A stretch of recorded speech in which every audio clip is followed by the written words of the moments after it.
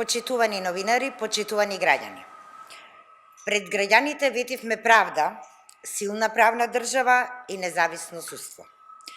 Законот за јавно обвинителство, кој е во собраниска процедура, гарантира независно и професионално јавно обвинителство, кој е темел на силна правна држава. Со законот се гарантира дека сите судски предмети кои произлегоа од специјалното јавно обвинителство ќе имаат правна завршница. Постапките за овие процеси ќе бидат правични, фер и базирани на докази. Покрај зајакнувањето на правната држава, овој закон гарантира дека нема скриена амнестија за никого и дека секој за кого постои обвинение ќе одговара пред институциите, односно пред судот, согласно законите.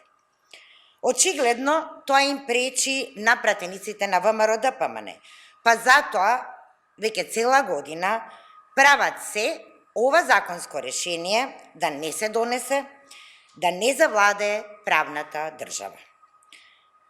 Сушност, затоа и брзаат со распуштање на собранието.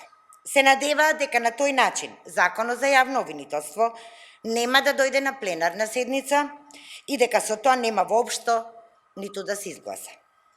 Тоа е уште еден очаен обид на ВМРО-ДПМН да избега од правдата и да ги попречува процесите на интеграција во Европската Унија. Но тоа нема да им успее.